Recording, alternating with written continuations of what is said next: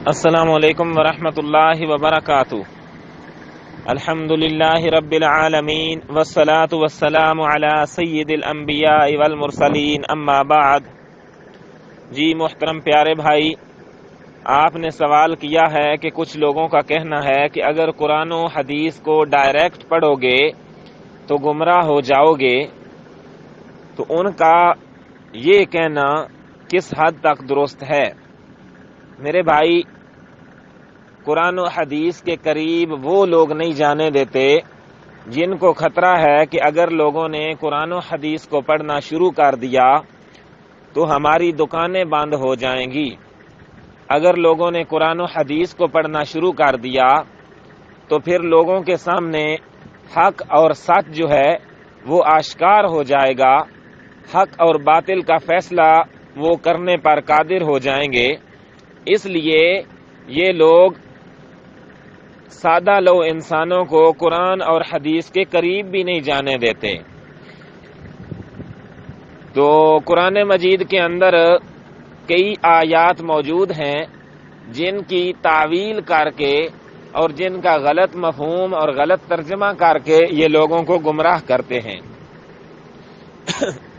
تو میرے بھائی، اللہ تبارک و تعالی جس کو ہدایت دینا چاہے اس کو ہدایت سے کوئی روک نہیں سکتا۔ یہ جتنی بھی کوششیں کر لیں، اللہ اسے ہدایت دے کر ہی رہے گا۔ اللہ تبارک و تعالی سورہ بقرہ آیت نمبر 26 میں ارشاد فرماتا ہے، یضل بہ کثیرا ویہدی بہ کثیرا وما یضل بہ الا الفاسقین، کہ یہ قرآن جو ہے یہ کئی لوگوں کو گمراہ کرتا ہے اور کئی لوگوں کو یہ ہدایت دیتا ہے۔ وما یضل بہ الا الفاسقین، اور گمراہ کن کو کرتا ہے؟ جو فاسق لوگ ہیں، جو گناہگار لوگ ہیں، جو بدبخت لوگ ہیں، ان کو یہ گمراہ کرتا ہے۔ اب اس آیت کی تشریح اور اس کے مفہوم کو سمجھنے کی ضرورت ہے۔ ایسی آیات یہ لوگوں کے سامنے پڑھ کر انہیں کہتے ہیں کہ دیکھیں جی، قرآن مجید کے اندر اللہ پاک نے خود فرمایا ہے کہ قرآن مجید لوگوں کو گمراہ کرتا ہے، نعوذ باللہ۔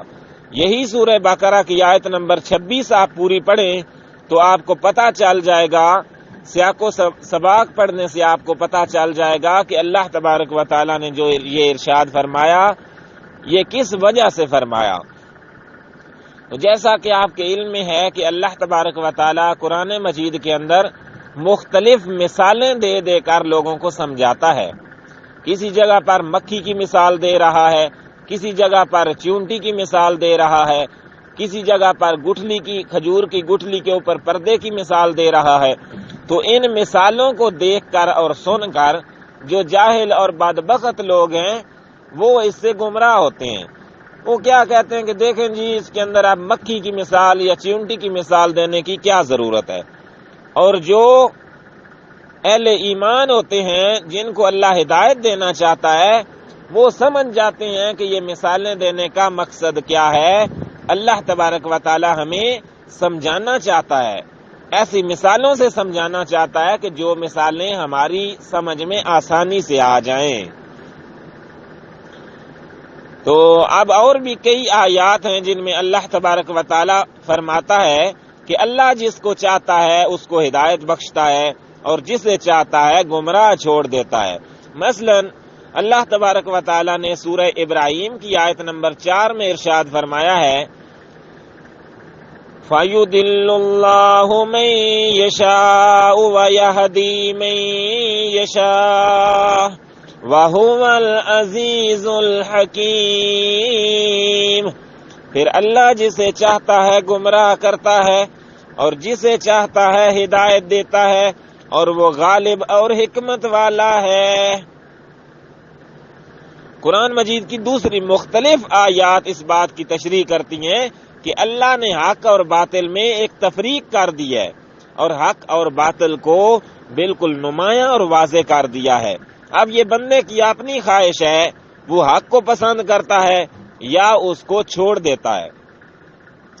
جیسا کہ اللہ تبارک و تعالیٰ نے سورہ کاف کی آیت نمبر 29 میں ارشاد فرمایا ہے، اعوذ باللہ من الشیطان الرجیم وَقُلِ الْحَقُّ مِنْ رَبِّكُمْ فَمَنْ شَاءَ فَلْيُؤْمِنْ وَمَنْ شَاءَ فَلْيَكْفُرْ إِنَّا أَعْتَدْنَا لِلظَّالِمِينَ نَارًا أَحَاطَ بِهِمْ سُرَادِقُهَا۔ اور اے نبی جی کہہ دیجئے کہ لوگوں، یہ قرآن تمہارے پروردگار کی طرف سے برحق ہے، تو جو چاہے ایمان لائے اور جو چاہے کفر کرے، کافر رہے۔ ہم نے ظالموں کے لیے دوزخ کی آگ تیار کر رکھی ہے،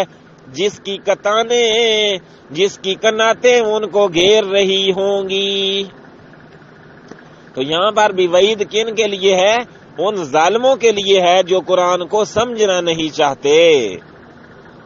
اللہ پاک فرما رہا ہے کہ لوگوں، یہ قرآن تمہارے پروردگار کی طرف سے برحق ہے، تو جو چاہے ایمان لائے اور جو چاہے کفر کرے۔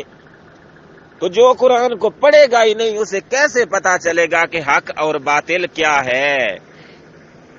اسی طرح سورہ عنکبوت میں اللہ تبارک و تعالی آیت نمبر 69 میں ارشاد فرماتا ہے، وَالَّذِينَ جَاهَدُوا فِينَا لَنَهْدِيَنَّهُمْ سُبُلَنَا وَإِنَّ اللَّهَ لَمَعَ الْمُحْسِنِينَ۔ اور جنہوں نے ہماری راہ میں کوشش کی، ضرور ہم انہیں اپنا راستہ دکھا دیں گے، اور بے شک اللہ نیکوں کے ساتھ ہے۔ اب میرے بھائی سمجھنے کی ضرورت ہے، اللہ پاک فرما رہا ہے کہ جنہوں نے ہماری راہ میں کوشش کی، ضرور ہم انہیں سیدھا راہ دکھا دیں گے۔ اب کوشش کیا ہے؟ جو قرآن کو پڑھے گا، جو حدیث کو پڑھے گا، جو اس کو سمجھے گا اور سمجھنے کی کوشش کرے گا، انشاءاللہ اللہ تبارک و تعالی اس کی سمجھ میں اور اس کے دماغ میں اس کو اتار دے گا، اور اس کو سمجھنے میں کوئی دقت نہیں رہے گی۔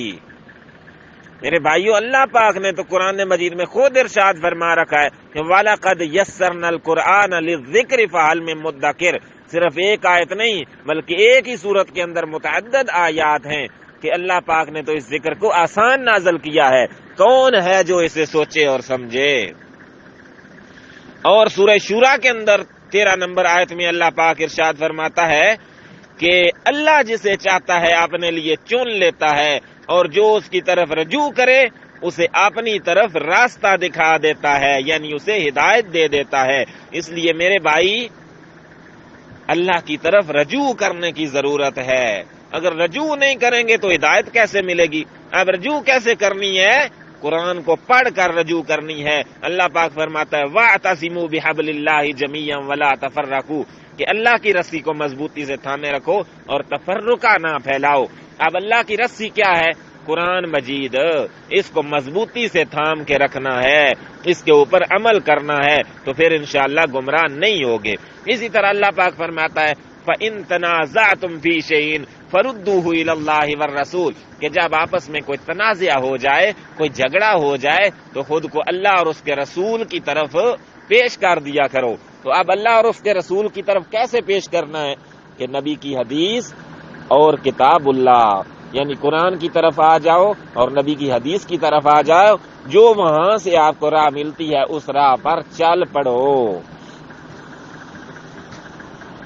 آگے مزید اللہ تبارک و تعالی سورہ ابراہیم میں ارشاد فرماتا ہے کہ میں کن لوگوں کو گمراہ کرتا ہوں اور کس طرح ان کو گمراہ چھوڑتا ہوں۔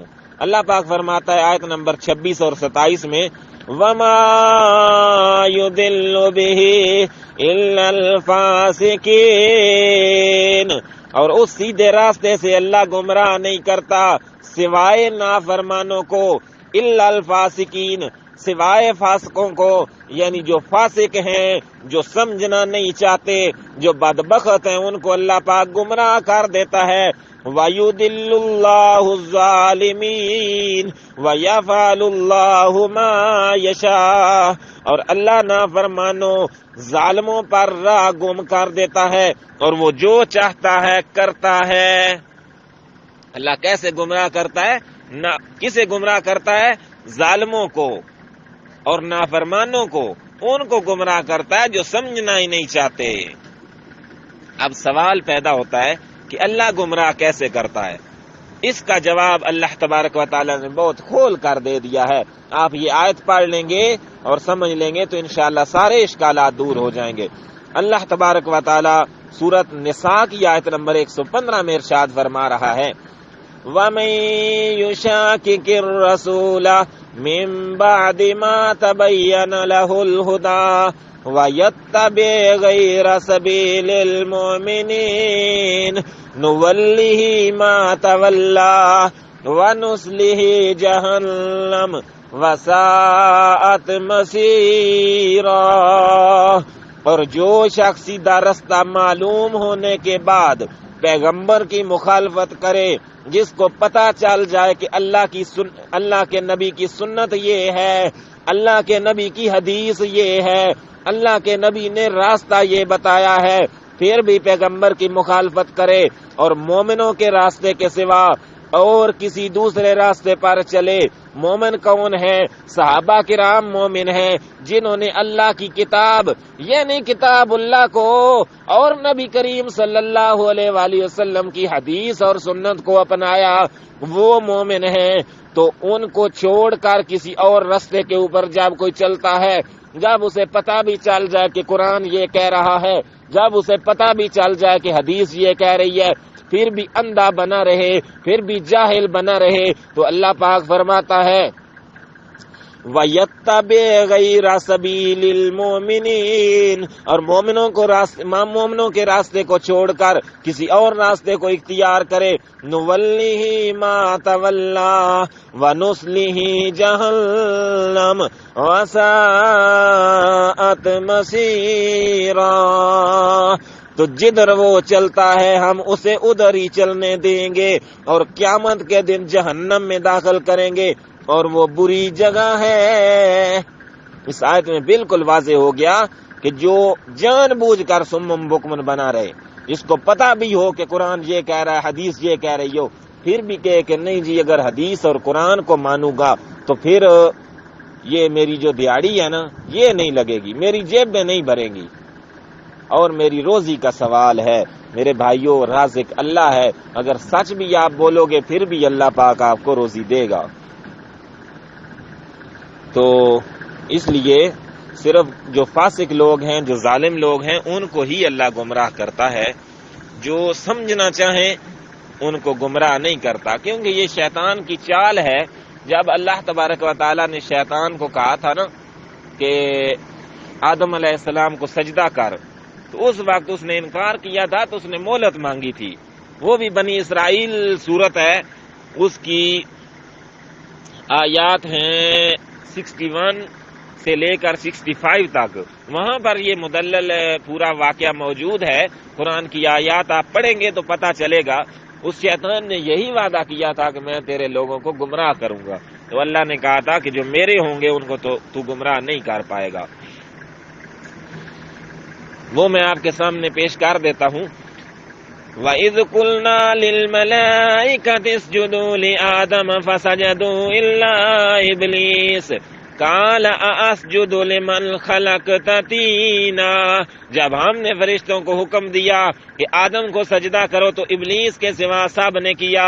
اس نے کہا کہ کیا میں اسے سجدہ کروں جسے تو نے مٹی سے پیدا کیا ہے.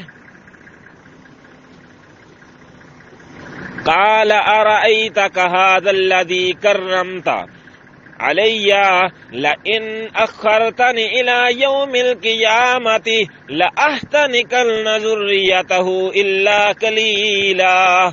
اچھا دیکھ لے، اسے تو نے مجھ پر بزرگی تو دی ہے، لیکن اگر مجھے بھی قیامت تک تو نے ڈھیل دی تو میں اس کی اولاد کو بجز بہت تھوڑے لوگوں کے اپنے بس میں کر لوں گا. شیطان بھی کہہ رہا ہے کہ صرف چند لوگ جو ہوں گے نا، تھوڑے لوگ، ان کے سوا باقی سب کو میں اپنے بس میں کر لوں گا. تو آج دیکھ لو کہ تھوڑے لوگ کون ہیں. یہ کہتے ہیں کہ آپ وہ کتنے ہیں، آپ وہ چند لوگ. تو یہ تو شیطان نے وعدہ کیا تھا کہ صرف چند لوگوں کے علاوہ باقی سب کو میں اپنی کیل میں کر لوں گا. قال اذهب فمن تبعك منهم فإن جهنم جزاؤكم جزاء موفورا۔ اللہ پاک نے ارشاد فرمایا کہ جا ان میں سے جو بھی تیرا تابع دار ہو جائے گا تو تم سب کو جہنم کی سزا ہے جو پورا پورا تمہارا بدلہ ہوگا۔ وَاسْتَفْزِزْ مَنِ اسْتَطَعْتَ مِنْهُمْ بِصَوْتِكَ وَأَجْلِبْ عَلَيْهِمْ بِخَيْلِكَ وَرَجِلِكَ وَشَارِكْهُمْ فِي الْأَمْوَالِ وَالْأَوْلَادِ وَعِدْهُمْ وَمَا يَعِدُهُمُ الشَّيْطَانُ إِلَّا غُرُورًا۔ ان میں سے تو جسے بھی اپنی آواز سے بہکا سکے بے شک بہکا لے، اور ان پر اپنے سوار اور پیادے چڑھا لا، اور ان کے مال اور اولاد میں سے اپنا بھی ساجا لگا، اور انہیں جھوٹے وعدے دے لے۔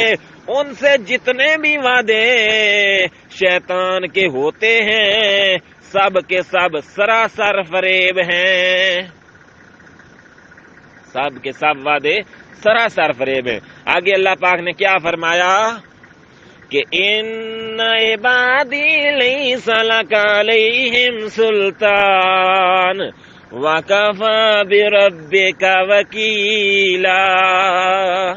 میرے سچے بندوں پر تیرا کوئی قابو اور بس نہیں، میرے سچے بندوں پر تیرا کوئی قابو اور بس نہیں چلے گا، تیرا رب کارسازی کرنے والا کافی ہے۔ تو اللہ پاک نے اس کو کہا کہ جو میرے سچے بندے ہوں گے ان پر تیرا کوئی قابو اور بس نہیں ہوگا۔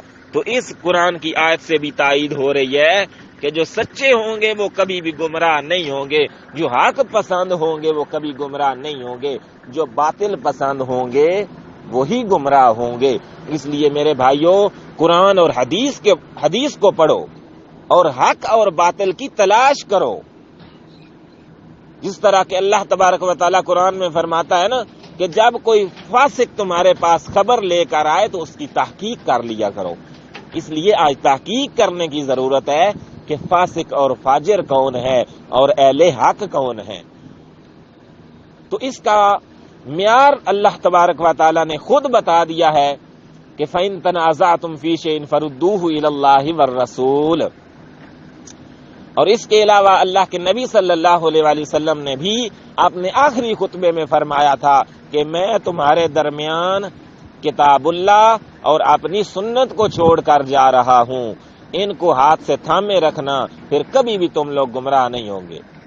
تو صحابہ نے ان کو تھامے رکھا، وہ گمراہ نہیں ہوئے۔ صحابہ کتاب اللہ کو اور نبی کی حدیث کو پڑھتے رہے، وہ گمراہ نہیں ہوئے۔ آج ہم گمراہ ہو گئے تو اس کی وجہ صرف اور صرف یہ ہے کہ ہم نے کتاب اللہ کو بھی چھوڑ دیا، ہم نے نبی کی سنت اور حدیث کو بھی چھوڑ دیا۔